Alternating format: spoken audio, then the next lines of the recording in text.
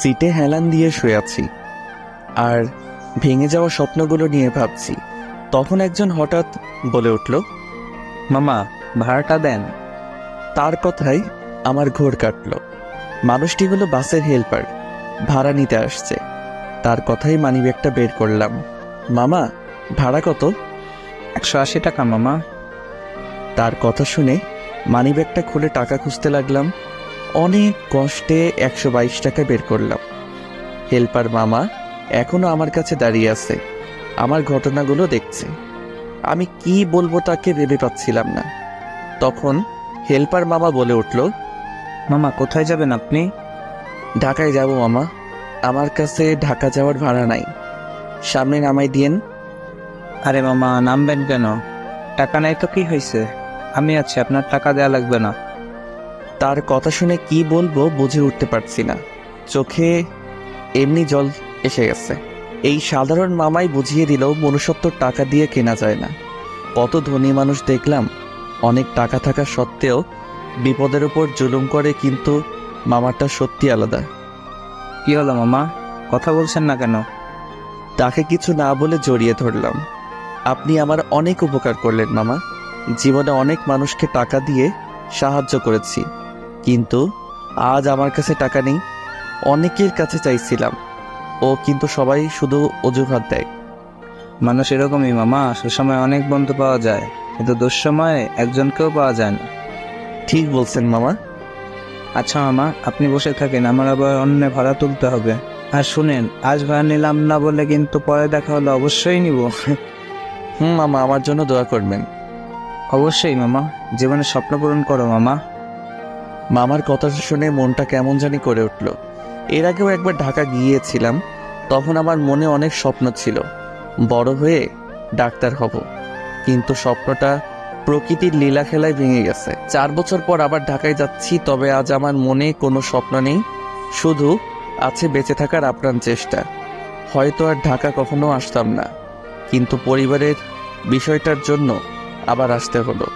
পরিবারের বড় ছেলের বোঝাটাই বেশি বাবার পরে, তাকে আবার বাবা হতে হয়, হোক সেটা ছোট কিংবা বড়। দায়িত্ব তাকে নিতেই হবে, এটাই নিয়ম।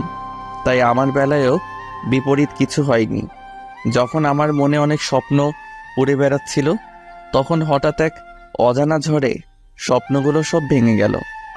অনেক কথা বললাম, এখন যেতে যেতে আমার পরিচয়টা দিয়ে দেই। আমি অভ্র মা বাবার বড় সন্তান, আর একটা ছোট ভাই আছে। বাবা 4 বছর হলো মারা গেছে রোড অ্যাক্সিডেন্টে।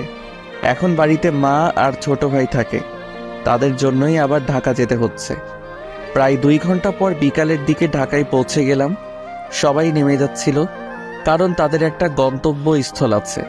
কিন্তু আমার নামতে ইচ্ছে করছিল না, মনে হচ্ছিল এখানেই থেকে যাই, কারণ আমার থাকার মতো কোনো গন্তব্যস্থল নেই। কোথায় থাকবো, কি খাবো, এখনো সেভাবে ভেবে ওঠেনি। একটু পর হেল্পার মামা আবার আসলো। কি হলো মামা, নামবেন না? বাস তো ঢাকায় চলে এসেছে। মামা নামবো। তারপর বাস থেকে নেমে এলাম। আসলে মামাটা অনেক উপকার করছে, তাই আর কিছু বললাম না। নামার পর হাঁটতে লাগলাম। যে হাঁটার কোনো গন্তব্যস্থল নেই, সব রাস্তায় আমার চেনা, তাই তেমন কোনো বেগ পেতে হলো না। প্রথমে সেই বন্ধুদের কাছে গেলাম যারা আমাকে ছাড়া এক মুহূর্ত থাকতে পারতো না। সেখানে গিয়ে দেখলাম সবাই যে যার কাজ নিয়ে ব্যস্ত। আমাকে তো প্রথমে চিনতেই পারছিল না, তারপর আমি পরিচয় দেওয়াতে চিনল। এদের আচরণ দেখে আমার বুকের ভেতরটা ফেটে যাচ্ছিল। হায় রে মানুষ, আগে আমাকে না দেখে থাকতে পারতো না। আসলে ভুল ছিল, তখন আমার কাছে অনেক টাকা ছিল, কিন্তু আজ টাকা নাই, তাই হয়তো চিনতে সমস্যা হচ্ছে। ওদের সাথে আর বেশি কথা বললাম না, ওদের কথাগুলো শুনতে খুব খারাপ লাগছিল, তাই সোজা বেরিয়ে এলাম ওখান থেকে। তারপর সিদ্ধান্ত নিলাম আর কোনো বন্ধু বান্ধবের কাছে যাব না, কাজ খোঁজা শুরু করে দিব। কিন্তু এখন তো প্রায় সন্ধ্যা হয়ে গেছে, তাই রাস্তার ধারে গেলাম। দেখলাম অনেক মানুষ শুয়ে আছে, হয়তো তারাও আমার মতো নিরুপায়। সত্যি, বাস্তবতা অনেক কঠিন, এখানে আবেগের কোনো স্থান নেই। আমিও তাদের সাথে শুয়ে পড়লাম। খুব ক্ষুধা লেগেছিল, কিন্তু খেলাম না, কারণ হাতে যে টাকা ছিল তা দিয়ে কাল চলতে হবে। না জানি সামনে আরো কতদিন এভাবে থাকতে হবে। পরদিন সকালে ঘুম থেকে উঠলাম, উঠে অবাক হয়ে গেলাম। রাস্তায় রাতের মতো আর কোনো মানুষ শোয়ে নেই। সকাল খুব একটা বেশি হয়নি, হয়তো সবাই পেটের ক্ষুধা নিবারণের চেষ্টা করছে। ওদের কাহিনী দেখে সত্যি খুব ভালো লাগছিল। ওদের মধ্যে হয়তো বড় লোকদের মতো এত টাকার নেশা নেই, শুধু দুবেলা খেতে পারলে মনে হয় খুশি ওরা। খুব ক্ষুধা লেগেছিল, তাই রাস্তার পাশে পাউরুটি আর কলা খেলাম। তারপর চাকরির খোঁজে বের হলাম। সারাদিন অনেক খোঁজাখুঁজি করলাম, কিন্তু সবারই এক কথা, চাকরি নেই। আর তাছাড়া গ্র্যাজুয়েটও কমপ্লিট করিনি, যে কোনো কোম্পানিতে ইন্টারভিউ দিব। দেখতে দেখতে সন্ধ্যা হয়ে গেল। আজকেও সেই রাস্তায় রাত কাটাতে হবে। শহরে এসে কাজের চাপে বাড়ির কথা ভুলে গিয়েছিলাম। বাড়িতে যে আমার জন্য একজন অধীর অপেক্ষা করতেছে সেই কথা খেয়ালই ছিল না। একটু পর মাকে ফোন দিলাম। কিরে বাবা, সেই কালকে গেছিস, এখন পর্যন্ত একবারও তো ফোন দিস নাই। কত টেনশনে ছিলাম জানিস? আসলে একটু কাজের চাপ ছিল আম্মু, নতুন নতুন আসছি তো তাই একটু। তোমরা কেমন আছো? ভালো আছি। খাওয়া দাওয়া করছিস বাবা? আম্মু, এই মাত্রই করলাম। তোমরা খেয়েছো? আমরা খেয়েছি। সাবধানে থাকিস বাবা। তোমরা সাবধানে থেকো, আর আমাকে নিয়ে এত চিন্তা করো না। আমি এখানে ভালোই আছি। মাকে কথাগুলো বলতে অনেক কষ্ট হচ্ছিল, কিন্তু তবুও বললাম, না হলে অনেক চিন্তা করত। এভাবে আরো 4 দিন কেটে গেল, কিন্তু এখনো কোনো চাকরির ব্যবস্থা করতে পারিনি। আজকে শরীরটা অনেক দুর্বল লাগছিল। 5 দিন হলো ভালোভাবে পেট পুড়ে খেতে পারিনি। হাতে যে টাকা ছিল সেটা অনেক আগেই ফুরিয়ে গেছে। রাস্তা দিয়ে হাঁটছিলাম, চোখটা কেমন বুঝে যাচ্ছিল। তারপরে আর কোনো খেয়াল ছিল না। ঘুম থেকে উঠে নিজেকে হাসপাতালে আবিষ্কার করলাম। আমি এখানে কিভাবে? আমার কথা শুনে একজন নার্স বলে উঠল, আপনি অজ্ঞান অবস্থায় ছিলেন, একজন স্যার আপনাকে এখানে নিয়ে এসেছে। কোন স্যার আমাকে নিয়ে এসেছে? তিনি কি এখনো এখানে আছে? আছে, আপনি থাকুন, আমি ওনাকে ডেকে দিচ্ছি। তারপর একজন ভদ্রলোক আমার দিকে আসলো। আসসালামু আলাইকুম। ওয়ালাইকুম আসসালাম। কেমন আছো বাবা? ভালো আছি। আমি এখানে কেন, কিভাবে আসলাম?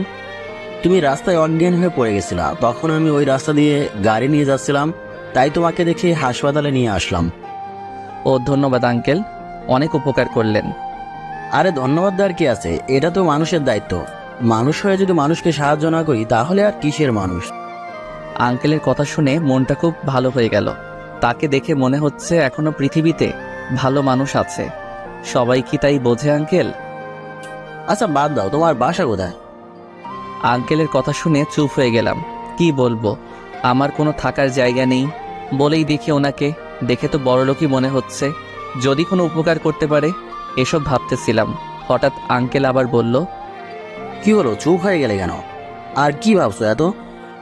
আসলে আঙ্কেল, আমার থাকার কোনো জায়গা নাই। আজ 7 দিন হলো ঢাকায় আসছি চাকরির খোঁজে, কিন্তু অনেক খুঁজেও কোনো চাকরির ব্যবস্থা করতে পারলাম না। আমার কথা শুনে আঙ্কেল কিছুক্ষণ চুপ থাকলেন, তারপর বললেন, কতদূর পর্যন্ত পড়াশোনা করেছো? অনার্স 2nd ইয়ার। পারিবারিক সমস্যার কারণে গ্র্যাজুয়েট কমপ্লিট করতে পারিনি। ও আচ্ছা, আমি তোমার চাকরির ব্যবস্থা করে দেবো, তুমি আগে সুস্থ হয়ে নাও। আঙ্কেলের কথা শুনে আমার বিশ্বাসই হচ্ছিল না। সত্যি বলছেন? আমার একটা নিজেরই কোম্পানি আছে, ওখানে তোমাকে জব দিব আর তোমার থাকার ব্যবস্থা করব। আপনাকে ধন্যবাদ দিয়ে ছোট করব না। আপনি সত্যি মহান। আপনাদের মতো মানুষ আছে বলে পৃথিবী এখনো টিকে আছে। আরে বাবা, এত বেশি বলো না, যতটা বলছো ততটাও ভালো না আমি।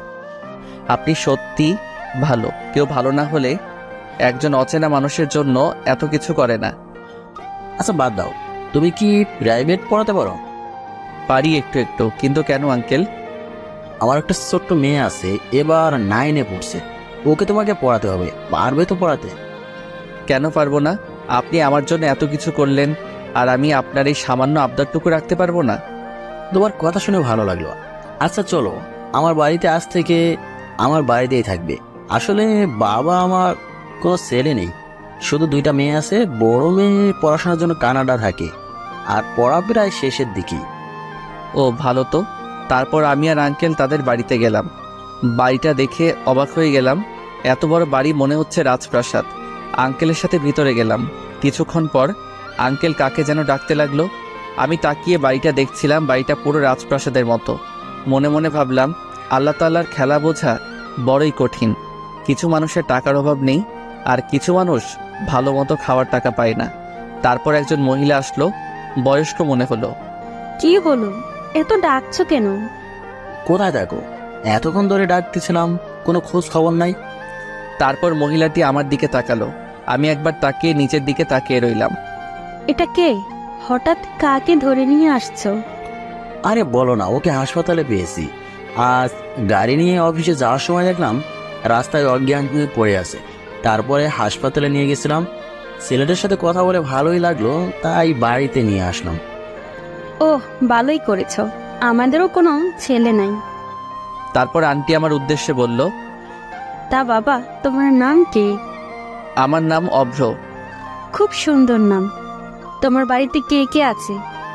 আন্টি, বাড়িতে মা আর ছোট একটা ভাই আছে। কেন, তোমার বাবা নেই? বাবা মারা গেছে 4 বছর আগে রোড অ্যাক্সিডেন্টে। সরি বাবা, বুঝতে পারিনি, হঠাৎ তোমাকে কষ্ট দিলাম। না, সরি বলার কি আছে আন্টি? যা সত্যি তাই তো বলেছেন, মনে করে না দিলেও কি এটা ভোলার বিষয়?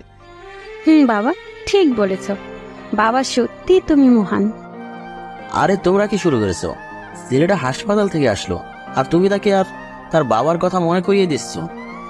আচ্ছা বাবা, তুমি উপরে চলো, তোমার রুমটা দেখিয়ে দেই। তারপর আন্টির সাথে উপরে গেলাম। বাড়িতে অনেকগুলো ঘর আছে। আন্টি আমাকে উপরতলায় একটা কোণার ঘরে নিয়ে গেল। ঘরটা দেখতে খুব সুন্দর ছিল, অনেক সাজানো গোছানো। বাবা, এটা হলো তোমার ঘর, আজ থেকে তুমি এখানে থাকবে। ঠিক আছে আন্টি, আপনারা সত্যি মহান। কাউকে না জেনে না চিনেই থাকতে দিচ্ছেন। এখানে মহানের কিছু নেই বাবা, মানুষকে সাহায্য করাই তো মানুষের ধর্ম। আর তাছাড়া তোমাকে আরো ভালো লেগেছে, আর খুব ভালো ছেলে মনে হয়েছে। দোয়া করবেন আন্টি, আপনাদের বিশ্বাসটুকু যেন রাখতে পারি। অবশ্যই। এখন ফ্রেশ হয়ে নিচে আসো, আমি তোমার জন্য খাবার রেডি করছি। তারপর আন্টি চলে গেল। আমি খাটের উপর গিয়ে বসলাম আর ভাবতে লাগলাম গত 7 দিনের কথাগুলো। কেমন ছিলাম আর কি হয়ে গেলাম। কত স্বপ্ন দেখতাম, একজন বড় ডাক্তার হব, মানুষকে সাহায্য করব, কিন্তু মধ্যবিত্তদের আসলে স্বপ্ন মানায় না, সেটা এখন ভালোই বুঝতে পারি। হঠাৎ আন্টি নিচ থেকে ডাকতে লাগলো খাওয়ার জন্য। তারপর ফ্রেশ হয়ে নিচে খেতে গেলাম, দেখলাম আঙ্কেল বসে আছে। একটু পর খাওয়া শুরু করলাম, তখন আঙ্কেল বলল, আচ্ছা অব্র, তুমি কবে থেকে কাজে জয়েন করতে চাচ্ছ? আপনি যেদিন থেকে বলবেন, আমার কোনো প্রবলেম নেই। আচ্ছা, তাহলে তুমি কালকের দিন পর থেকে কাজে যাবে। এই 2 দিন রেস্ট নাও। ঠিক আছে।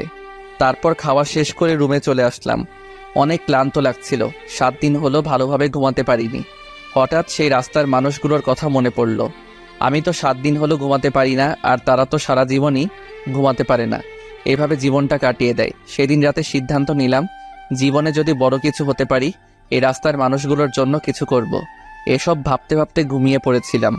সন্ধ্যায় আন্টির ডাকে ঘুম ভাঙে। ঘড়িতে তাকিয়ে দেখলাম 5টা বেজে গেছে। এতক্ষণ ঘুমিয়েছিলাম। তারপর ফ্রেশ হয়ে বাইরে আসলাম, দেখলাম আন্টি রান্না করতেছে। আমাকে দেখে আন্টি বলল, অব্র, ছাদে যাও, ওখানে ভালো লাগবে। আচ্ছা আন্টি। একটু পর ছাদে গেলাম, দেখলাম একটা মেয়ে কার সাথে যেন ফোনে কথা বলছে। হেসে হেসে আমাকে দেখে কথা বলা বন্ধ করে দিল আর বলল, আপনি কে, আর আমাদের বাসায় কি করছেন? আমি অভ্র, আপনাদের বাড়িতে। আর কিছু বলতে যাব তার আগে মেয়েটা বলে উঠল, ও, চিনেছি। আপনি তাহলে সেই ছেলে যাকে বাবা আমাদের বাড়িতে থাকতে দিয়েছে। আর শুনলাম আপনি বলে আমাকে পড়াবেন। ঠিকই শুনেছ। কোন ক্লাসে পড়ো? 9-এ পড়ি। আচ্ছা, আপনি এখন যান, আমি একটু ব্যস্ত আছি। তারপর মেয়েটা আবার ফোনে কথা বলতে শুরু করে দিল। আমি কোনো উপায় না দেখে চলে আসলাম। তারপর মাগরিবের নামাজ পড়ে বাড়িতে ফোন দিলাম। 2 দিন হলো মার সাথে কথা হয়নি, অনেক চিন্তা করছে মনে হয়। তারপর মায়ের সাথে অনেকক্ষণ কথা বললাম, ছোট ভাইটার সাথে কথা বললাম। কথা বলার পর মনটা ভালো হয়ে গেল। কিছুক্ষণ পর আন্টি রাতের খাওয়ার জন্য ডাক দিল। ফ্রেশ হয়ে খেতে গেলাম, দেখলাম আঙ্কেল আর তার মেয়েটাও আছে। খাওয়া শুরু করলাম, তখন আঙ্কেল বলল, এটা আমার মেয়ে জুই, ওকে তোমাকে পড়াতে বলছিলাম। ও আচ্ছা অব্র, তাহলে কাল সকাল থেকে পড়াবে আমার মেয়েকে, যদি কোনো সমস্যা না থাকে। না, আমার আবার কি সমস্যা থাকবে? তারপর জুয়ের উদ্দেশ্য করে বললাম, তুমি কি সায়েন্সে পড়ো? সায়েন্সে পড়ি। আর কিছু বললাম না। খাওয়া দাওয়া শেষ করে রুমে চলে গেলাম। তারপর নামাজ পড়ে শুয়ে পড়লাম। সকালে ফজরের নামাজের আগে উঠলাম, কাউকে ডাকতে হয় না, আগে থেকে অভ্যাস হয়ে গেছে। গ্রামে থাকতে মা প্রতিদিনই ডাক দিত। নামাজ পড়ে সকালে ছাদে গেলাম। সকালের মুক্ত হাওয়া গায়ে লাগাতে গুণীজনরা বলে সকালের সূর্যের আলো নাকি ওষুধের চেয়ে বেশি কার্যকর। তারপর আবার রুমে চলে আসলাম। একটু পর আন্টি চা নিয়ে আসলো। সকাল থেকে তো তুমি জুইকে পড়াবে, তাই না? কেন? না, ও একটু জেদি। তোমাকে কিছু বললে যেন কিছু মনে করো না, আমাকে এসে বলো। আচ্ছা। চা খাওয়া শেষ করে জুয়ের রুমে গেলাম। দেখলাম মেয়েটা ফোনে কথা বলছে। আমাকে আশা দেখে ফোনটা রেখে দিল। স্যার, আপনি এসেছেন? আপনার জন্য অপেক্ষা করছিলাম। কথা শুনে অবাক হয়ে গেলাম। কি বজ্জাত মেয়ে রে বাবা! দেখলাম ফোনে কথা বলছিল আর ও নাকি আমার জন্য অপেক্ষা করতেছে। কি হলো স্যার, কি ভাবছেন? আমি যে আপনাকে স্যার বলেছি ওই জন্য রাগ করেছেন নাকি? আরে না, রাগ করবো কেন? আমি তো তোমার স্যারই। আপনি আমার পালের স্যার। কি সুন্দর কথা বলছিলাম, আর এসে ডিস্টার্ব করে বলতেছে আমি তোমার স্যার। জুই কথাগুলো খুব আস্তে আস্তে বলল। কি বললে তুমি? কই কি কিছু না তো স্যার। না, কি যেন বললে, ভালোভাবে শুনতে পাইনি। হ্যারি স্যার, বাদ দেন, এখন পরিচয় হয়ে নেই আপনার সাথে। হুম। আচ্ছা স্যার, আপনি কি প্রেম করেন? আরে কি বলছো এসব? আমি কিন্তু তোমার স্যার। তাহলে কি স্যার হলে কি বলা যাবে না? না, ওসব আমি করি না। কি বলেন স্যার, আপনি এত বড় হয়েও প্রেম করেন না? আমার তো 3টা হতে চললো। ওর কথা শুনে কি বলবো ভেবে পাচ্ছি না। কি বলছো 3টা হয়ে গেছে তোমার? তোমার বয়সে প্রেম কি জিনিস বুঝতামই না। সেটা আপনাদের ব্যর্থতা স্যার, যুগের সাথেও তাল মিলাতে হবে, তাই না স্যার? ঠিক বলছো, চালিয়ে যাও। তারপর কিছুক্ষণ কথা বললে আমার রুমে চলে আসলাম। পুরো মাথাটা খারাপ করে দিচ্ছিল। কি মেয়েরে ভাই, এর ক্লাস যে কেমনে নিব আল্লাহ পাকি ভালো জানে। দেখতে দেখতে 3 মাস কেটে গেল। এই 3 মাসে আঙ্কেল আন্টিদের কাছে অনেক প্রিয় হয়ে গেছি। এখন সব কাজে আমার পরামর্শ চায় তারা। আর আমার জুয়ের সাথে ভালো সম্পর্ক হয়েছে। বলতে গেলে আমিও তাদের পরিবারের একজন সদস্য এখন। কাল নাকি তাদের বড় মেয়ে আসবে, তাই আঙ্কেল আমাকে এয়ারপোর্টে যেতে বলেছে। আঙ্কেলের নাকি একটা কাজ পড়ে গেছে, তাই যেতে পারবে না। তাই সকাল সকাল আমি আর জুই গাড়ি নিয়ে বেরিয়ে পড়লাম এয়ারপোর্টের উদ্দেশ্যে। এয়ারপোর্টে গিয়ে অনেকক্ষণ বসে থাকলাম, কিন্তু এখনো ম্যাডামের আসার নাম নেই। খুব বিরক্ত লাগছিল। আর কতক্ষণ এভাবে বসে থাকবো জুই? কখন আসবে তোমার বোন? আসবে ভাইয়া, একটু ওয়েট করেন। জুয়ের সাথে এখন ভালো সম্পর্ক হয়ে গেছে, তাই এখন আমাকে ভাইয়া বলেই ডাকে। আচ্ছা দেখি আর কিছুক্ষণ। এভাবে আরো 10 মিনিট অপেক্ষা করলাম। কিছুক্ষণ পর সেই অপেক্ষার অবসান ঘটলো। মানে যার জন্য অপেক্ষা করছিলাম সে আসতেছে। একটু পর আমাদের কাছে আসলো। চোখে সানগ্লাস পরেছিল, দেখতে ভালোই সুন্দর লাগছিল। জুই ওর আপুকে দেখে এগিয়ে গেল। পেছনে পেছনে আমিও গেলাম। তারপর 2 বোন মিলে অনেকক্ষণ কথা বলল। আজ 5 বছর পর দেশে আসছে। কতই না ভালোবাসা জমে আছে বোনের প্রতি। আমি অন্যদিক হয়ে অন্য মানুষের ব্যস্ততা দেখছিলাম। সবাই নিজের কাজে ব্যস্ত। কিছুক্ষণ পর জুই আমাকে ডাক দিল। ভাইয়া এদিকে আসেন, ওখানে কি করেন? তারপর ওদের কাছে গেলাম। না, এমনি দাঁড়িয়েছিলাম, তোমরা কথা বলছিলা দেখে। আচ্ছা, আমার আপুর সাথে পরিচয় করিয়ে দিই আপনাকে। দেখলাম ম্যাডাম কার সাথে যেন কথা বলছিল। জুই ডাক দেওয়ায় ফোনটা কেটে আমার কাছে আসলো। তখন আমি বললাম, হাই, আমি অভ্র। আর কিছু বলতে যাব তার আগেই মুখ থেকে কথা বের হচ্ছে না। হবেই বা কি করে, এটা তো সোমাইয়া, মানে আমার এক্স গার্লফ্রেন্ড। দেখলাম সোমাইয়াও আমাকে দেখে কেমন যেন চমকে গেছে। হয়তো সেও ভাবিনি এমনটা হবে। তারপর নিজেকে কন্ট্রোল করে ফেললাম, না হলে জুই বুঝে যাবে। আবার বললাম, আমি অভ্র। খুব ভয় ছিলাম কি জানি কি বলে ফেলে। জুইও আছে, কিন্তু কিছু বলল না। আমি সুমাইয়া, আপনাকে তো চিনলাম না। আসলে আমি আপনাদের বাড়ি। সবটা বলার আগে সুমাইয়া বলে উঠল। কি হলো, তোতলাচ্ছেন কেন? তখন জুই বলে উঠল, আরে আপু, শুভ্র ভাই আমার টিচার, আমাদের বাড়িতে থেকে পড়ায় আমাকে, খুবই ভালো। তারপর কিছুক্ষণ আমার দিকে কেমন জানি করে তাকিয়েছিল, মনে হচ্ছে এখনই খেয়ে ফেলবে। তারপর আমি নিজেই বললাম, জুই এখন যাওয়া যাক, এমনিতেই অনেক দেরি হয়ে গেছে। তাছাড়া আমার একটা কাজ আছে। মিথ্যা বললাম, না হলে সমস্যা হতে পারে আরো। রাস্তায় আমি আর কোনো কথা বললাম না। ওরা 2 জন অনেক গল্পগুজব করলো, হাসাহাসি করলো। আমি শুধু দেখছিলাম সুমাইয়াকে। খুব ভালোবাসতাম ওকে, কিন্তু পরিস্থিতির কারণে ছেড়ে চলে যেতে বাধ্য হয়েছিলাম। সুমাইয়াও আমাকে কয়েকবার দেখছিল। তারপর বাড়িতে চলে আসলাম। সুমাইয়াকে দেখে আঙ্কেল আন্টি অনেক খুশি হলো, দৌড়ে এসে তাকে জড়িয়ে ধরলো। কেমন আছিস মা? আসতে কোনো প্রবলেম হয়নি তো? ভালো আছি, কিন্তু তোমরা আমাকে আনতে গেলে না কেন? খুব রাগ হয়েছিল কিন্তু। আমার একটা কাজ পড়ে গেছিল মা, আর বাড়িতে কেউ ছিল না, তাই তোর মাও যেতে পারেনি। কেন, রাস্তায় কি কোনো সমস্যা হয়েছিল নাকি? অগ্রকে তো পাঠিয়েছিলাম। না, কোনো সমস্যা হয়নি। আচ্ছা, আমি ফ্রেশ হয়ে আসি, পরে কথা হবে, খুব ক্লান্ত লাগছে। তারপর আমিও নিজের রুমে চলে আসলাম। কি করব ভেবে পাচ্ছি না। শেষে কিনা এক্স গার্লফ্রেন্ডের বাড়িতে থাকতে হচ্ছে। সুমাইয়ার যা ভাব দেখলাম, মনে হয় খুব রেগে আছে আমার উপর। রেগে থাকারই কথা। মেয়েটা অনেক ভালোবাসতো আমাকে, আমি ওকে ধোকা দিয়েছিলাম, কারণ আমারও যে কোনো রাস্তা ছিল না। যাই হোক, সুমাইয়াকে সব খুলে বলতে হবে। তারপর ফ্রেশ হয়ে আসরের নামাজ পড়লাম। নামাজ পড়ে মনটা অনেক হালকা লাগছিল। একটু পর ছাদে গেলাম।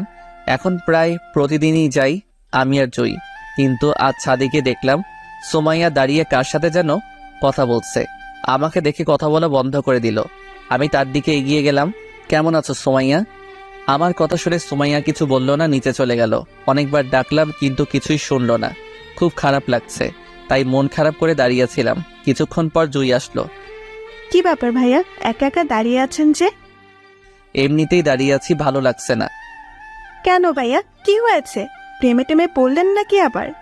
আরে না, কি বলো এসব? সব সময় শুধু এসব বিষয় নিয়েই থাকো, তাই না? তো কি করব ভাই, এসবই তো চলতেছে এখন। সেটাই তো। আচ্ছা জুই, তোমার আপুর কি বিয়ে হয়ে গেছে?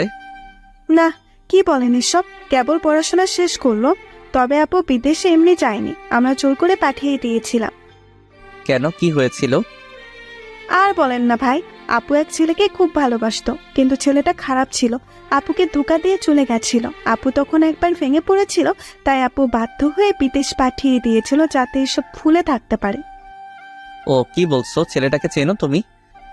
না ভাইয়া, তবে চিনলে ছোট হয়েও চর মারতাম। মেয়েদের মন নিয়ে খেলা করে, সেই থেকে আমিও কাউকে ভালোবাসিনি, যদি আপুর মতো হয়। আচ্ছা বাদ দাও, নিচে যাই চলো। তারপর আমি আর জুই নিচে চলে আসলাম। রুমে গিয়ে নামাজ পড়লাম। আজ নিজেকে খুব অপরাধী লাগছিল। সত্যি অনেক খারাপ করেছিলাম সুমাইয়ার সাথে। তারপর কিছুক্ষণ শুয়ে থাকলাম, খুব মাথা ব্যথা করছিল। কিছুক্ষণ পর জুই ডাকতে এলো খাওয়ার জন্য। খাওয়ার টেবিলে গিয়ে দেখলাম সুমাইয়াও বসে আছে, আমার দিকে একবার তাকালো। তারপর খাওয়া শুরু করলাম। আচ্ছা মা, পড়া তো শেষ, এখন কি করবি? সুমাইয়াকে উদ্দেশ্য করে বলল, কাল থেকে তোমার অফিসে জয়েন করব। আগে নিজের পায়ে দাঁড়াবো। নিজের পায়ে কি দাঁড়াবি মা? তোর বয়স তো অনেক হচ্ছে, তার চেয়ে ভালো এখন একটা বিয়ে করে নে। না বাবা, আগে নিজে প্রতিষ্ঠিত হব, তারপর বিয়ে করব। আচ্ছা, যেটা তোর ইচ্ছা, তাহলে কাল থেকে অফিসে জয়েন করছিস? কাল থেকে জয়েন করব। আচ্ছা, তোকে তো পরিচয় করে দেওয়া হয়নি। ও হচ্ছে অব্র, আমাদের বাড়িতেই থাকে।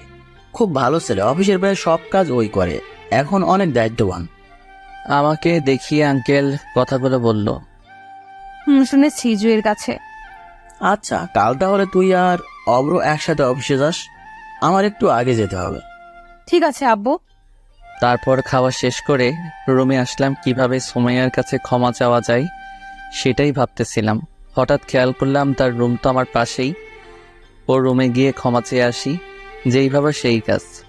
চলে গেলাম সুমাইয়ার রুমে, দেখলাম ফোন টিপতেছে। আমাকে দেখে দাঁড়িয়ে পড়ল। সুমাইয়া আমাকে দেখে এগিয়ে আসলো আর বলল, আপনি এখানে কেন? সুমাইয়া, আমি তোমাকে কিছু বলতে চাই, প্লিজ শোনো। কি শুনবো? তোমার মতো বেইমানের কাছ থেকে?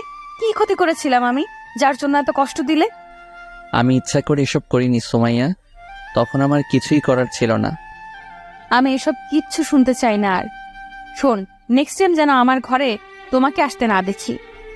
আমি আর কিছু বললাম না। কি বা বলবো, আমার কথা তো শুনতেই চাচ্ছে না। রুমে এসে শুয়ে পড়লাম, ভালো লাগছিল না। সকালে জুয়ের ডাকে ঘুম ভাঙে। এতক্ষণ কেউ ঘুমিয়ে থাকে নাকি ভাইয়া? কখন থেকে ডাকছে, নিচে সবাই নাস্তা করার জন্য অপেক্ষা করছে, তাড়াতাড়ি নিচে আসেন। জুই কথাগুলো বলে চলে গেল। ঘড়িতে তাকিয়ে দেখি 8টা বেজে গেছে। এতক্ষণ কোনোদিনও ঘুমাইনি। আজ যে কি হয়েছিল আল্লাহই ভালো জানেন। তারপর তাড়াতাড়ি ফ্রেশ হয়ে রেডি হয়ে নিচে গেলাম। সবাই দেখলাম খাওয়া শুরু করে দিয়েছে। আমাকে দেখে আন্টি বলল, অব্র কি হয়েছে? এত দেরি করে ঘুম থেকে উঠলে যে? শরীর খারাপ নাকি? না, তেমন কিছু না, আজ এমনিতেই টের পাইনি। ও আচ্ছা, তাড়াতাড়ি খেয়ে অফিসে যাও সুমাইয়ার সাথে। ঠিক আছে আন্টি। তারপর খাওয়া শেষ করে বাহিরে গাড়িতে গিয়ে বসলাম। অনেকক্ষণ হলো বসে আছি, সুমাইয়ার আসার কোনো নাম নেই। এই মেয়েদের এক স্বভাব, শাস্তি দিলে এক যোগ পার করে দিবে। একটু পর সুমাইয়া আসলো, নীল রঙের একটা শাড়ি পরেছে, দেখতে পুরো পরীর মতো লাগছিল। মনে হচ্ছে আবার এক্স গার্লফ্রেন্ডের উপর ক্রাশ খেলাম। আমি তাকিয়েছিলাম, তখন সুমাইয়া আমার কাছে চলে এসেছিল। তখন আমি নিজেকে সামলে নিলাম। সুমাইয়া কিছু না বলে গাড়িতে উঠে বসলো। আমি গাড়ি চালাতে লাগলাম। সুমাইয়া, তোমার মনে আছে আগের সেই দিনগুলোর কথা? কোন দিনগুলো? আমার তো মনে নেই। সুমাইয়ার কথা শুনে মনটা খারাপ হয়ে গেল, তাই আর কিছু বললাম না। কিছুক্ষণ পর অফিসে পৌঁছে গেলাম। অফিসটা কাছেই ছিল। আমি আর সুমাইয়া অফিসের ভেতরে গেলাম। আমাদের দেখে রাফিন বলে উঠল, কি রে অব্র, বিয়ে করলি কবে? দাওয়াতও দিলি না। এ হলো অফিসে আমার একটা ভালো ফ্রেন্ড। আরে না, কি বলছিস এসব? ইনি হচ্ছে আমাদের।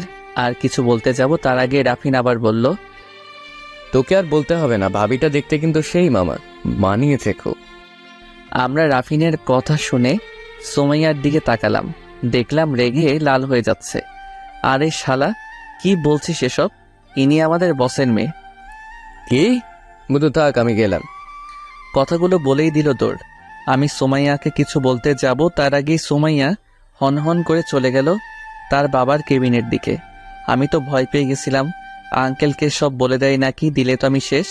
তাই সুমাইয়ার পেছন পেছন আমিও গেলাম। সুমাইয়া আঙ্কেলের রুমে ঢুকেই চেঁচামেচি শুরু করে দিল। এইসব কাদেরকে কাজে রাখছো আব্বু? কোনো ভদ্রতা নেই। কেন, কি হয়েছে? এত রেগে যাচ্ছিস কেন? রাখবো না?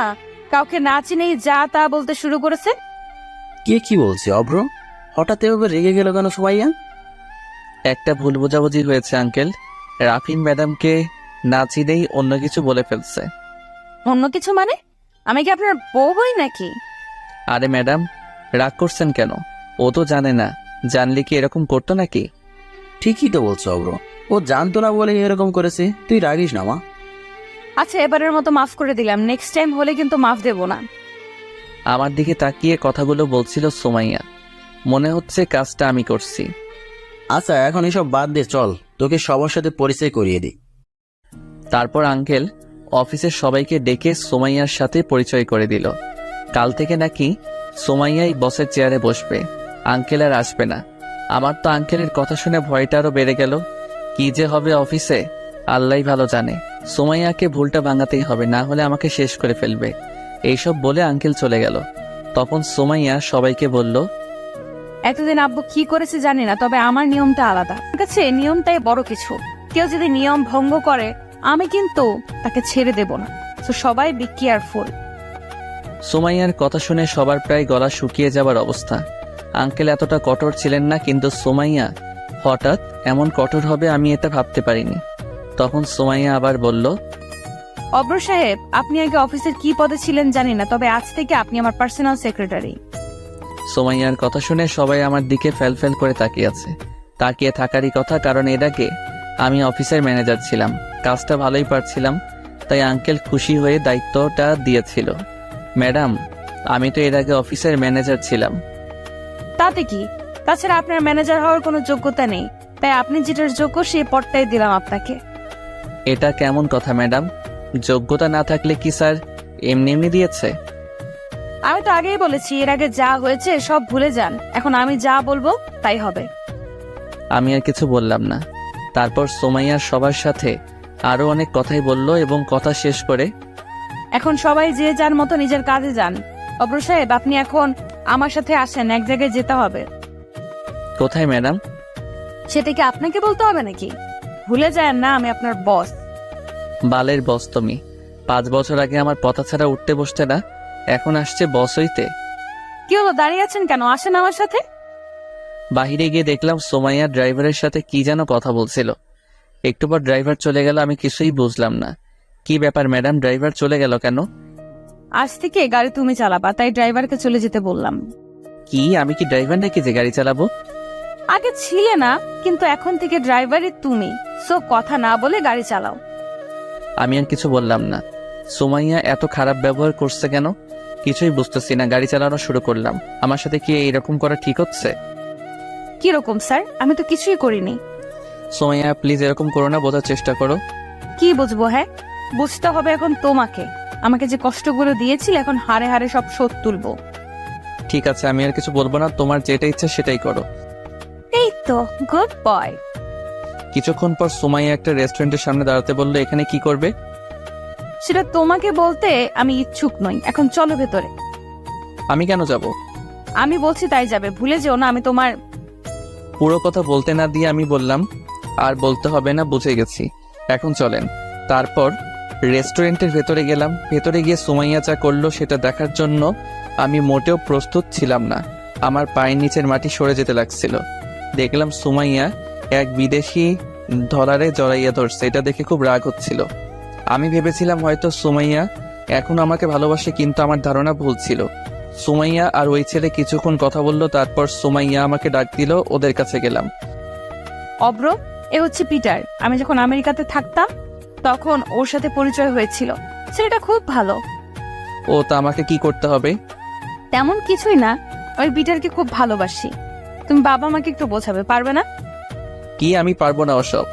তাছাড়া তুমি ওই বিদেশির বাচ্চাকে বিয়ে করবে কেন? আমি তো আছি। কি? তোমাকে হাসালে আমায়। একবার বিশ্বাস করে বিদেশ যেতে হয়েছিল, হ্যাঁ, আবার বিশ্বাস যদি করি তাহলে তো উপরেই যেতে হবে। এমন করো না প্লিজ, আমি তখন সত্যি নিরুপায় ছিলাম। আরে বাদ দাও ওসব কথা। তুমি পারবে নাকি তাই বলো। আমি পারবো না ওসব। তুমি আমার অফিসের বস, বাড়ির কিন্তু না। সো আমাকে জোর করতে পারবে না। ঠিক আছে, না বললে তবে বিয়ের দায়িত্বটা তোমাকেই নিতে হবে কিন্তু।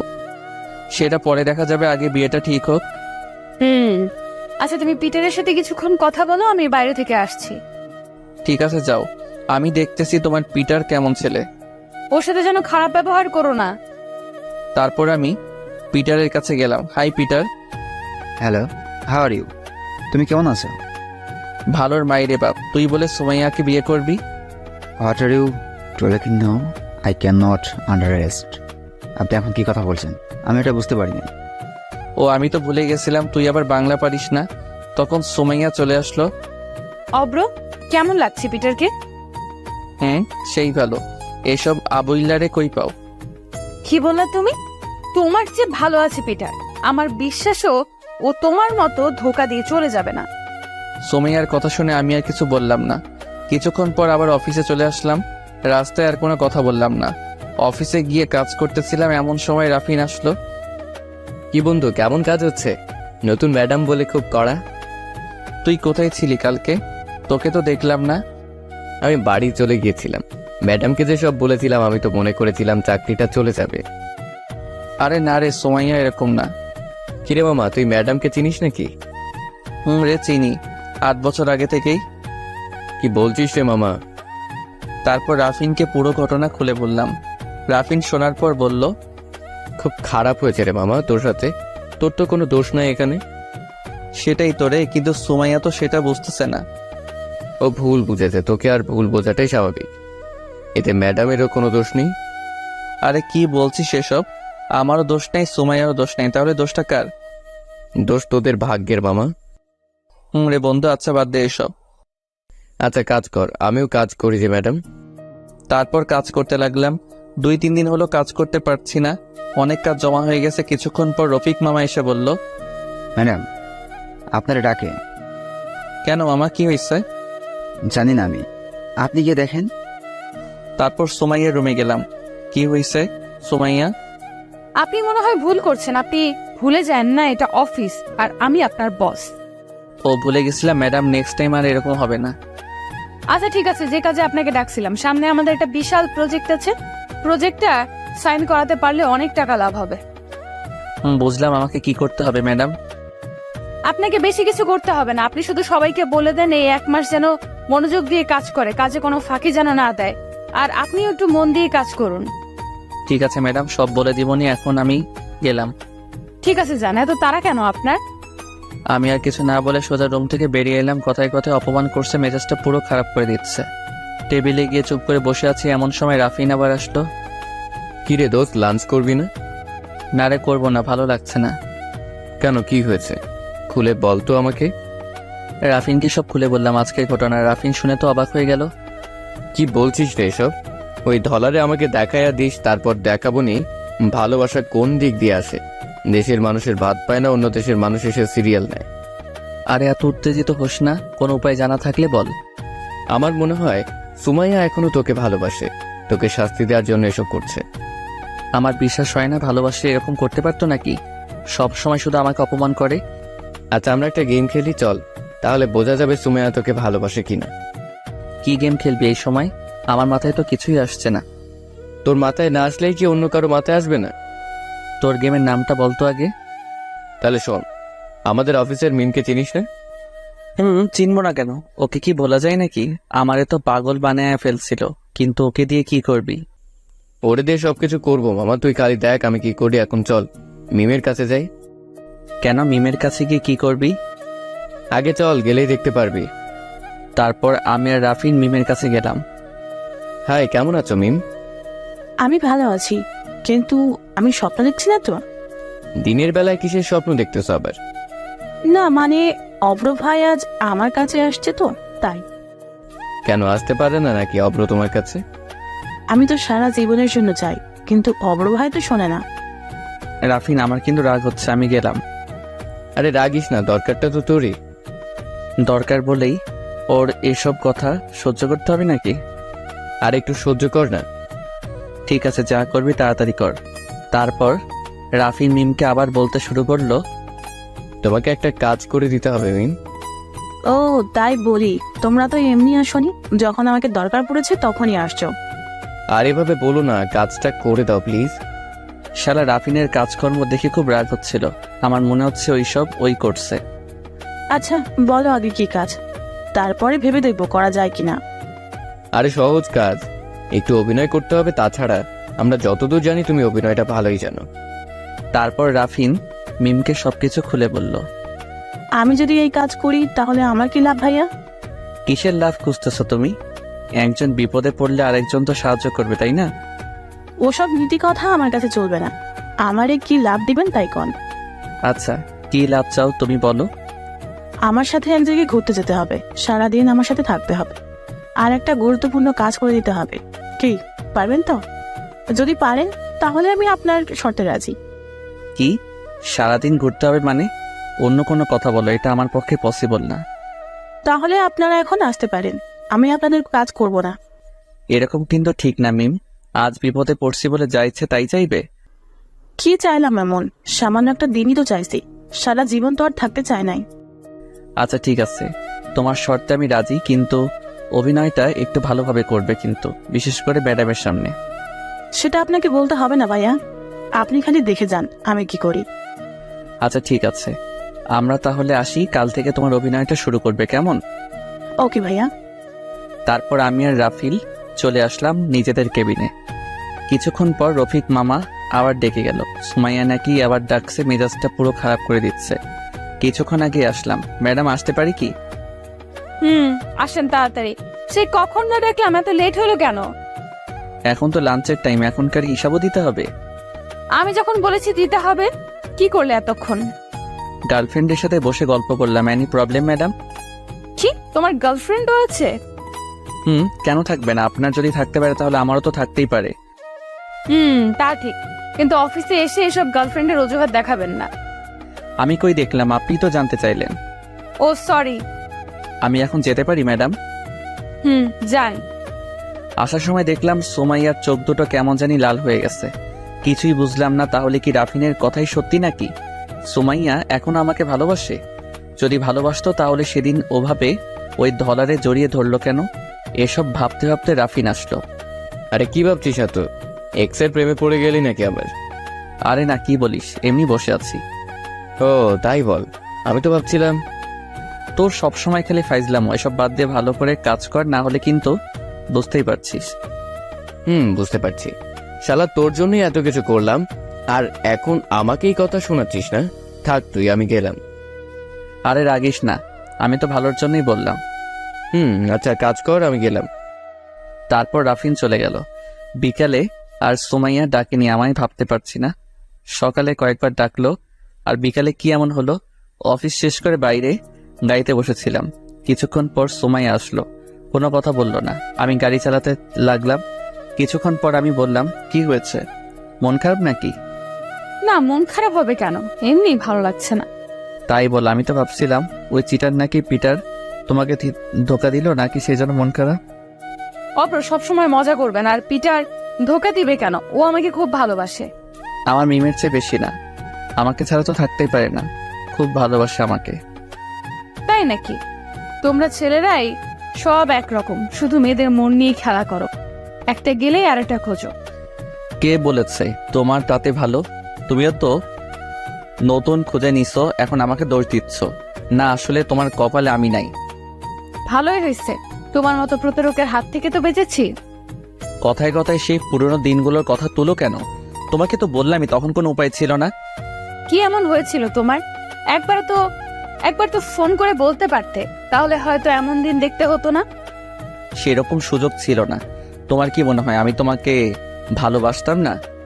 আগে তো মনে করতাম, কিন্তু সেদিনের পর থেকে তোমার প্রতি আর ভালোবাসা নাই, শুধু আছে ঘৃণা। সেটাই জমিয়ে রাখো।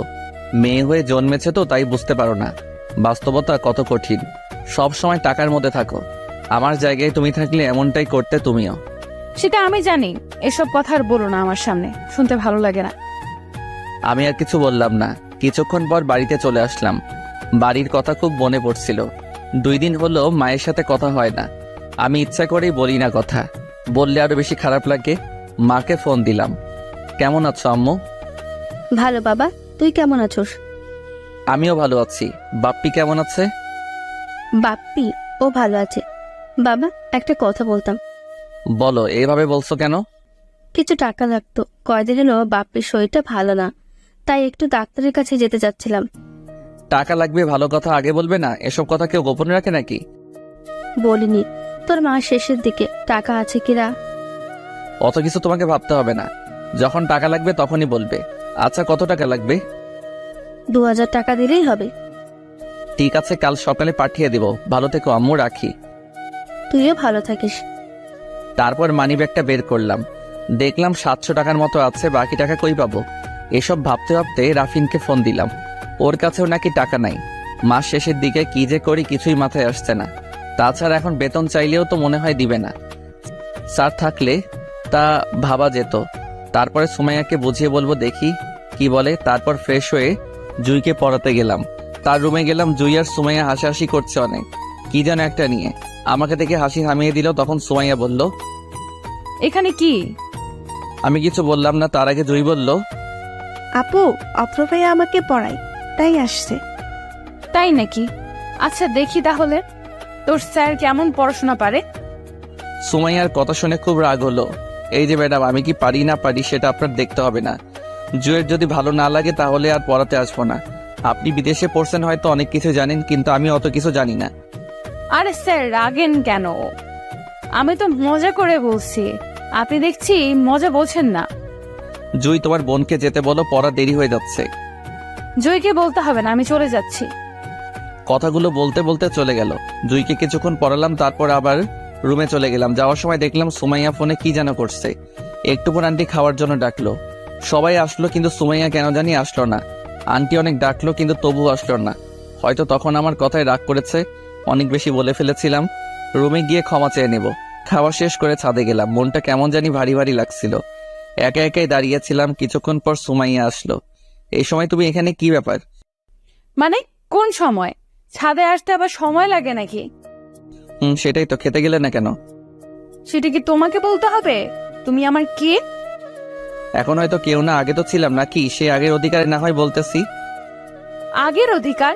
তুমি নিজেকে কি মনে করো? বাস্তবতা কি সহজ? তোমার জন্য কি করি নাই? তুমি যখন যা বলতে তাই শুনতাম। তোমার কথা যতটা শুনতাম, আমার নিজের বাবা মার কথাও ততটা শুনতাম না। ঠিক আছে, আর অধিকার ফলাতে আসবো না। তবে প্লিজ আমার জন্য আর নিজেকে কষ্ট দিও না। তোমার জন্য নিজেকে কষ্ট দেব মানে? তুমি কি বোঝাতে চাচ্ছ ভালো করে বলো তো। আমি জানি সুমাইয়া, তুমি এখনো আমাকে ভালোবাসো। এটা তোমার চোখ দেখলেই বোঝা যায়। কি পাগল নাকি আমি? মানুষ ভুলতে একবারই করে নাকি? তাহলে আমি হয়তো সেই ভুল আর দ্বিতীয়বার করব না। তুমি পাগল না সেটা আমি জানি, কিন্তু তুমি যে আমাকে এখনো ভালোবাসো না সেটা হাজারবার বললেও বিশ্বাস করব না। তুমি বিশ্বাস করলেই কি আর না করলেই কি, আসলে সত্যি বলতে তোমার মতো ছেলেকে ভালোবাসা যায় না। তখন হয়তো বুঝতে পারিনি, এখন এরকম হয়েছে। ঠিকই বলেছ, আমার মতো ছেলেকে সত্যি ভালোবাসা যায় না, কারণ আমি যে মধ্যবিত্ত পরিবারের বড় ছেলে। আরে তুমি যখন এখানে বসে কষ্ট পেতে আমার জন্য, তখন আমি কি কষ্ট পেতাম না? আমি তোমাকে ভালোবাসিনি, কি মনে হয় তোমার? কষ্ট শুধু তুমি পেয়েছো, ছেলেরা কষ্ট পায় না? পাবে বা কি করে? তোমাদের তো পরিবার নিয়ে চিন্তা করতে হয় না। এখন খাচ্ছো বাবার বাড়িতে, তারপর বাবা আবার ভালো ছেলে দেখে বিয়ে দিয়ে দিবে, তখন আবার খাবে স্বামীর বাড়িতে। কিন্তু আমাদের বিষয়টা আলাদা। সব সময় নেই মিথ্যা অভিমান নিয়ে থেকো না, জীবনে অনেক কিছু হারাবে। দেখো, কথাগুলো বলে চলে আসলাম নিচে। সবসময় শুধু সেই অতীতের কথাটা তুলে মেজাজটা পুরো খারাপ করে দেয়। আসার সময় দেখলাম সুমাইয়া চুপ করে দাঁড়িয়ে আছে। সকালে ব্রেকফাস্ট করে অফিসের জন্য বেরিয়ে গেলাম আমি আর সুমাইয়া। দেখলাম সুমাইয়ার চোখ দুটি কেমন জানি ফুলে গেছে, মনে হয় রাতে খুব কেঁদেছে। আমি জানি সুমাইয়া এখন আমাকে খুব ভালোবাসে। সরি সুমাইয়া, কালকের ব্যবহারের জন্য। তোমার কথা শুনে খুব রাগ হয়েছিল, তাই রাগটা কন্ট্রোল করতে পারিনি। তুমি কেন সরি বলছো? সরি তো আমার বলার কথা, আমারই ভুল হয়েছে তোমার সাথে কথা বলে। বিদেশ থেকে এসে তোমাকে আবার এইভাবে দেখবো, এটা আমি কল্পনাও করি নাই। হয়তো উপরওয়ালা চেয়েছেন তাই। হয়তো তাই। আচ্ছা একটা কথা বলি, সুমাইয়া রাগ করবে না তো? কি এমন কথা? আচ্ছা বলো। তুমি কি সত্যি ওই পিটারকে ভালোবাসো? সত্যি তো, ওকেই বিয়ে করব। কেন, তোমার কি সন্দেহ হচ্ছে নাকি? না, সন্দেহ হওয়ার কি আছে, ছেলেটা খুব ভালো, সুখে থেকো। তোমার গার্লফ্রেন্ডকে তো দেখালে না। আমার গার্লফ্রেন্ড নেই, আমার মতো ছেলেকে কে ভালোবাসবে বলো? না আছে বাপের টাকা, না আছে চেহারা। তুমি তো কাল বললে আমার মতো ছেলেকে তো ভালোবাসা যায় না। কালকের ব্যবহারের জন্য সরি। সত্যি বলছো তোমার কোনো গার্লফ্রেন্ড নেই? তবে এবার একটা বানাবো। তুমিও বিয়ে করে নিচ্ছ, আমি আর সিঙ্গেল থেকে কি করব? তাই ভাবতেছি মিমকে হ্যাঁ বলে দিব। এই মিমটাকে, নামটা খুব চেনা চেনা লাগছে। আপনার অফিসে জব করে, আজ পরিচয় করিয়ে দিবনি, কেমন? ঠিক আছে। আচ্ছা অব্র, তোমাকে একটা কথা বলি। বলো। তুমি কি এখনো আমাকে ভালোবাসো? উত্তরটা পরেই বলবো, এখন অফিসে চলে এসেছি। ঠিক আছে, পরেই বলো, তবে মিথ্যা বলো না। তারপর অফিসের ভিতরে গেলাম। রাফিন আমাদের দেখে মুচকে মুচকে আসতেছে, সেটা সুমাইয়া দেখে ফেলছে। এই যে মিস্টার, আপনি হাসছেন কেন? কালকেও তো দেখলাম বড় বড় কথা বলছিলেন। ম্যাডাম আমার ভুল হয়ে গেছে, আর এরকম হবে না, প্লিজ আমার চাকরিটা কেড়ে নিয়েন না। রাফিনের মুখটা এখন দেখার মতো হয়েছে, পুরা বাংলার পাঁচের মতো। সেটা পরে দেখা যাবে, একটু পর আপনি আমার রুমে আসবেন। ঠিক আছে ম্যাডাম। তারপর সুমাইয়াকে রুমে দিয়ে রাফিনের কাছে গেলাম। দেখলাম ছেলেটা মাসুম বাচ্চার মতো বসে আছে। কিরে ভাই, আজকে দেখছি খুব শান্ত হয়ে আছিস। আরে চাকরিটা মনে হয় সত্যিই গেল রে।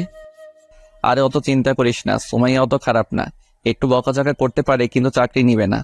তাই যেন হয় রে। আচ্ছা বাদ দে, কালকে রাতে টাকা চাইলে কেন, কি দরকার? রাফিনকে সবকিছু খুলে বললাম। সরি রে দোস্ত, বুঝতেই তো পারছিস মাসের শেষে আমার কাছে টাকা নেই, থাকলে অবশ্যই দিতাম। আরে ঠিক আছে, বুঝতেই তো পারছি। আচ্ছা দেখি অন্য জায়গায় ম্যানেজ করতে পারি নাকি। দেখ, আমি চেষ্টা করে দেখি জোগাড় করতে পারি কিনা। আচ্ছা থাক, আমি একটু সুমাইয়ার কাছে যাই, ওকে একটু বলে দেখি কি বলে। সেটাই কর, এটাই ভালো হবে। তারপর সুমাইয়ার রুমে গেলাম। ম্যাডাম আসতে পারি? আসেন। হঠাৎ কি হলো, নিজের ইচ্ছায় আসলে? তোমাকে তো এমনি আসা দেখি না। আসলে একটা সাহায্য লাগতো, যদি কিছু মনে না করেন। আমার এই মাসের বেতনটা অগ্রিম দিলে খুশি হতাম। কেন, অগ্রিম নিয়ে কি করবে? গার্লফ্রেন্ডের সাথে ঘুরতে যাবে নাকি? সব সময় এত অন্য মাইন্ডে যান কেন? টাকাটা তো অন্য দরকারেও লাগতে পারে, দিলে দেন, না দিলে না বলে দেন। আরে রাখছো কেন? দিতে পারি, তবে একটা শর্তে। যদি তুমি শর্তে রাজি থাকো তাহলে আমি ভেবে দেখবো। কি, এখানে আবার কিসের শর্ত? টাকাটা আমার সত্যি লাগবে, প্লিজ এমন করো না। কি করলাম আমি? শুধু একটা শর্ত পালন করতে বলেছি, বেশি কিছু তো না। ঠিক আছে বলো, যদি সম্ভব হয় রাখবো। আরে সম্ভব হবে, সহজ কাজ। আচ্ছা বলো। আমার আর পিটারের বিয়ের বিষয়টা আমার পরিবারকে রাজি করাতে হবে। বাবা বিদেশি ছেলের সাথে বিয়ে দেবে না, তাই বলছি তুমি বাবাকে রাজি করাবা। তোমার কথা বাবা শোনে। কি, আমি পারবো না? ঠিক আছে, টাকাও তাহলে নেওয়া লাগবে না, তুমি এখন আসতে পারো। আরে সুমাইয়া, টাকাটা সত্যি লাগবে, অন্য কোনো শর্ত দাও। এটা কিভাবে সম্ভব বলো? এক্স গার্লফ্রেন্ডের বিয়ে ঠিক করে দিতে হবে, এটা শুনলে সবাই হাসবে। কে কি করবে জানি না, যদি রাজি থাকো তাহলে যত টাকা লাগে দেব। আচ্ছা, আমি রাজি, এখন টাকাটা দাও। টাকা খুব দরকার হয় রাজি হয়ে গেলাম। কি মেয়ে রে বাবা, এভাবে কি কেউ প্রতিশোধ নেয় নাকি? নিজের বিয়ে এক্স বয়ফ্রেন্ডকে দিয়ে সাজাচ্ছে। এই তো গুড বয়, আমি ম্যানেজারকে বলে দেব যত টাকা লাগে নিয়ে নিও ওখান থেকে। অত লাগবে না, পরের মাসের বেতনটা দিলেই হবে। আচ্ছা তাই নিও। তাহলে কাজটা কবে করছো? কোন কাজ? কি কে বলি বললাম আর এখনই ভুলে যাচ্ছ? ও, ওই কথা বলি নাই, বলবো নি এক সময়। বুঝলাম না, তোমার সামনে এত ভালো ভালো ছেলে থাকতে তুমি কেন যে ওই ডলারে বিয়ে করতে চাচ্ছ বুঝতেছি না। তোমার বুঝতে হবে না। আর ভালো ছেলে কই? একবার তো এইসব ভালো ছেলেরা পছন্দ করছিলাম, বিনিময়ে কি পেয়েছি তা তো তুমি ভালোভাবেই জানো। ঠিক আছে, আর বলা লাগবে না, আমি এখন যাই। তারপরে সুমাইয়ার রুম থেকে বেরিয়ে আসলাম। সুমাইয়ার কথাগুলো শুনে খুব খারাপ লাগছিল। তাহলে সত্যি কি সুমাইয়া আর আমাকে ভালোবাসে না? আর বাসবি বা কি করে? খুব অন্যায় করেছিলাম ওর সাথে। আমি আর বসে থাকবো না, আমিও প্রেম করব মিমের সাথে। মেয়েটাও খারাপ না, দেখতে শুনতে ভালোই, কিন্তু প্রস্তাব দিলে কি রাজি হবে? এসব ভাবতেছিলাম, তখন মিম আসলো। কি হয়েছে সোনা? টেনশনে আছো মনে হচ্ছে। কে শোনা? কেন সোনা, ভুলে গেলে নাকি? কাল না বললে তুমি আমার বয়ফ্রেন্ড, আর আজকে কি সব বলছো?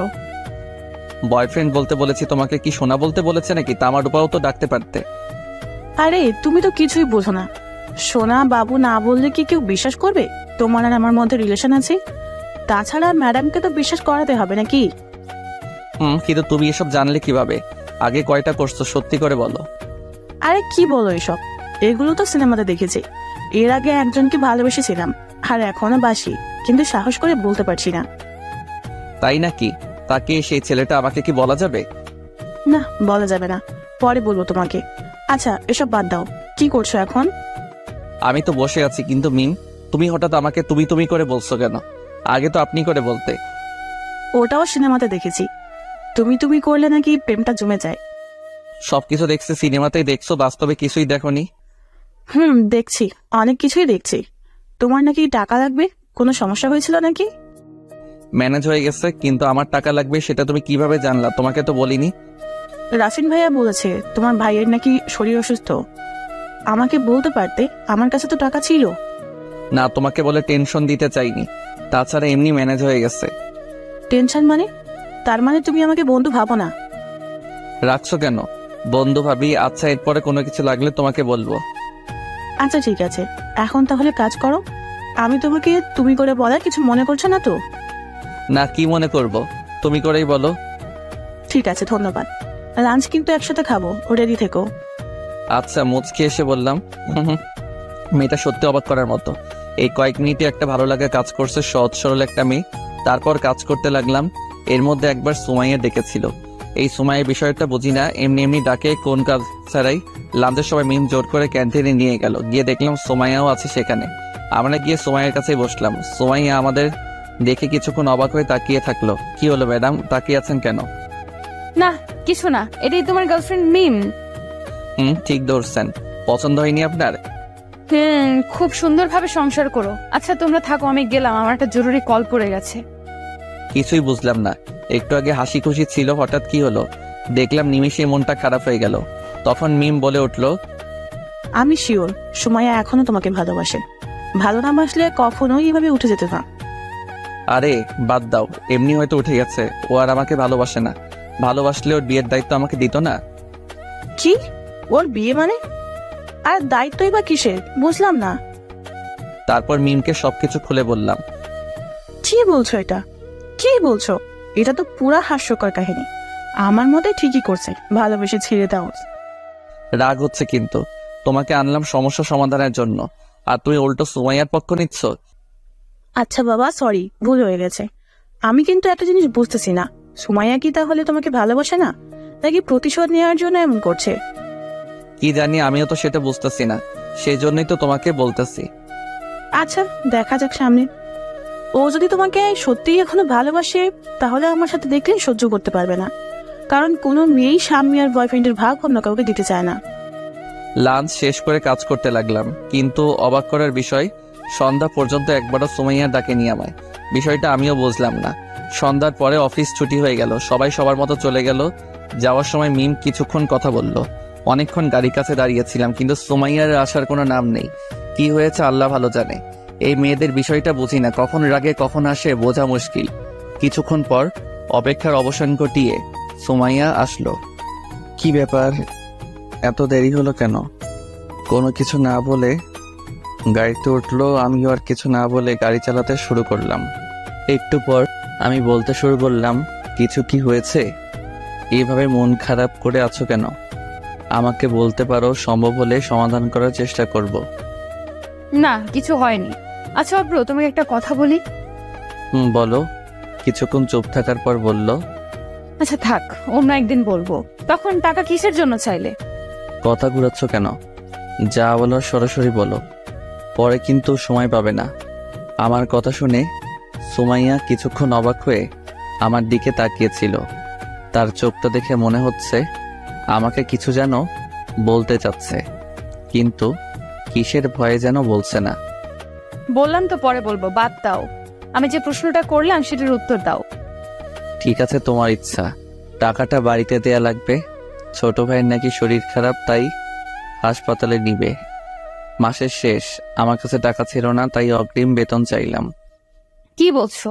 এরকম একটা সিরিয়াস বিষয় নিয়ে আমি তোমার সাথে মজা করলাম? সরি অব্র। আরে সরি বলার কি আছে? তুমি তো জানতে না। বাদ দাও, যা হয়ে গেছে তা ভেবে লাভ নাই। আচ্ছা অব্র, আমরা কি এখন বন্ধু হতে পারি না? সুমাইয়ার কথা শুনে অবাক হয়ে গেলাম। বন্ধু হবে? আবার মায়াতে জড়াতে যাচ্ছ, কি লাভ তাতে? আমি চাই না আমার জন্য কেউ কষ্ট পাক। তার মানে তুমি বন্ধু হতে চাচ্ছ না, এটাই তো?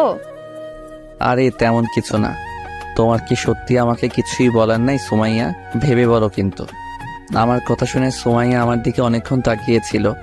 তার চোখ দেখে মনে হচ্ছে অনেক কথা বলতে চাইছে, কিন্তু কিসের ভয় যেন বলতে পারছে না। কি হলো বলো? কি বলবো? বলতে তো অনেক কিছুই চাই, কিন্তু সেটা শোনার যোগ্যতা তো তুমি হারিয়ে ফেলেছো। আচ্ছা ঠিক আছে, আর কোনোদিন বলবো না। হয়তো আমার ধারণা ভুল ছিল। তুমি বললে না আমরা কি বন্ধু হতে পারি না? আমরা তো বন্ধু হয়ে থাকতেই পারি, পুরনো সবকিছু ভুলে। আমি তো বলতেই চাই, কিন্তু তুমি তো বারবার মনে করিয়ে দাও। ঠিক আছে, আর মনে করিয়ে দেব না। এখন তাহলে আমরা আবার বন্ধু। তাহলে আমার সাথে যেন আর খারাপ ব্যবহার না করো। সব সময় তো শুধুই অপমান করো। ঠিক আছে, চলো ঘুরতে যাই এক জায়গায়। কি, এখন রাত হয়ে গেছে তো? তো কি সমস্যা নেই, বাড়িতে আমি ফোন করে বলে দিব। চলো তো। কিন্তু এত রাতে কোথায় যাবে? আরে চলো, আগে গেলেই দেখতে পারবে। তুমি এখন ড্রাইভিং সিট থেকে নামো। কেন? ড্রাইভিং সিট থেকে নামলে গাড়ি চালাবে কে? কেন, আমি কি পারি না নাকি? তাই নাকি? তুমিও গাড়ি চালাতে পারো? আগে জানতাম না তো। আমিও পারি। আমেরিকাতে শিখতে হয়েছিল। তুমি এখন নামো। তারপর সুমাইয়া গাড়ি চালাতে লাগলো। আমিও পাশের সিটে ছিলাম। রাতে গাড়ির হেডলাইটের লাল আলোতে সুমাইয়াকে খুব সুন্দর লাগছিল। মনে হচ্ছিল হারিয়ে যাই এক নতুন জগতে। কত আনন্দ করতাম আগের দিনগুলোতে, দুজন দুজনকে ছাড়া থাকতেই পারতাম না। কত হাসি ঠাট্টা রাগ অভিমান সব মিলিয়ে আনন্দময় সময় পার করতাম। খুব মিস করছি সেই দিনগুলো। কি ব্যাপার অভ্র, কোনো কথা বলছো না যে? কি ভাবছো এত? না কিছু না। জানো সুমাইয়া, আগের দিনগুলোর কথা খুব মনে পড়ছে। খুব মিস করতেছি। আবারও পুরাতন কথা তুলছো? সব ভুলে এখন আমরা নতুন বন্ধু। ও, আমি তো ভুলেই গেছিলাম। আচ্ছা সরি। সরি বলতে হবে না, বন্ধুত্বের মাঝে কোনো সরি নেই। কিছুক্ষণ পর সুমাইয়া গাড়ি থামালো। কি হলো, গাড়ি থামালে কেন? চলে এসেছে আমাদের গন্তব্যে, তাই গাড়ি থামালাম। নামো এখন। এত তাড়াতাড়ি চলে আসলে? নামো এখন তাড়াতাড়ি। গাড়ি থেকে নেমে অবাক হয়ে গেলাম। এটা তো আমার আর সুমাইয়ার পছন্দের জায়গা। আগে প্রতিদিনই এখানে আসতাম, এত হাসি ঠাট্টা করতাম এখানে, একসাথে বসে ফুচকা খেতাম, রাতে দুজন দুজনের হাত ধরে হাঁটতাম। কিন্তু কিছুই বুঝলাম না সুমাইয়া আমাকে এখানে নিয়ে আসলো কেন? কি বোঝাতে চাচ্ছে ও? কি ব্যাপার সুমাইয়া, কোথায় নিয়ে আসলে তুমি? কেন, তোমার ভালো লাগেনি? আগে না বলতে অনেক ভালো লাগে তোমার এই জায়গা, কিন্তু আজ এমন কথা বলছো কেন? আমি সেটা বলিনি সুমাইয়া। অনেক দিন হলো এখানে আসা হয় না, সময় পাইনি।